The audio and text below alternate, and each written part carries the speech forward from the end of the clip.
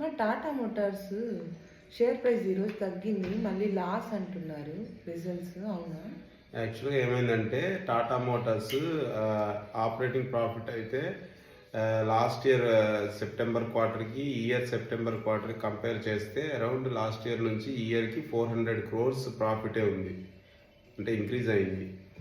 దేనివల్ల లాస్కి వెళ్ళిందంటే ఎగ్జెప్షన్ ఐటమ్ బుక్ చేస్తున్నారు, ప్రాఫిట్ ఫ్రమ్ ఎగ్జెప్షన్ ఐటమ్ అని చెప్పి అది లాస్ బుక్ చేస్తున్నారు. Tata Motors finance holding limited అని చెప్పి ఏదైతే మన టాటా క్యాపిటల్గా ఈ మధ్య లిస్ట్ అయిందో దాని ఇంపైర్మెంట్ లాస్ని తీసుకొచ్చి టాటా మోటార్స్లో standard profit and loss account book చేయడం వల్ల వాళ్ళ ఇన్వెస్ట్మెంట్స్ తగ్గిందని చెప్పి ఆ లాస్ వల్ల వాళ్ళ ప్రాఫిట్ కాస్త 2077 crores నుంచి ప్రాఫిట్ నుంచి అరౌండ్ 1000 crore లాస్ చూపించాల్సి వస్తుంది, net loss after tax loss.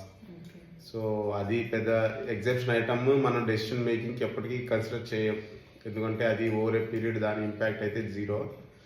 So మనం ఖచ్చితంగా ఈ స్టాక్ని కన్సిడర్ చేస్తే ఇప్పటి నుంచి చాలా బెటర్. ఎందుకంటే ఇప్పుడు వేరే ఇవాకో కూడా నెక్స్ట్ 1 or 2 yearsలో మెర్జ్ చేసేస్తారు. అదే దానికోసమని ఫండ్స్ నువ్వు చెప్పినట్టు రైట్ ఇష్యూ రావచ్చు, మళ్ళీ లోన్స్ కూడా వెళ్ళొచ్చు, మళ్ళీ ఈ హోల్డింగ్స్ని తీసుకెళ్ళి మన గ్రూప్ కంపెనీస్ నుంచి నాకు తెలిసి డెట్స్ కూడా అదే అమౌంట్ కూడా తీసుకోవచ్చు మన హోల్డింగ్స్ కంపెనీ దగ్గర. సో ఖచ్చితంగా ఫ్యూచర్ అయితే మంచి ఫ్యూచరే ఉంది టాటా మోటార్స్ కమర్షియల్ సెక్టర్ కానీ ప్యాసింజర్ వెహికల్ కానీ. సో మనం స్లోగా ఒక్కొక్కటిగా కన్సిడర్ చేయడం చాలా బెటర్ అని నేను అనుకుంటున్నాను. వీడియో నచ్చినట్టయితే లైక్ చేయండి, షేర్ చేయండి, కమెంట్ చేయండి.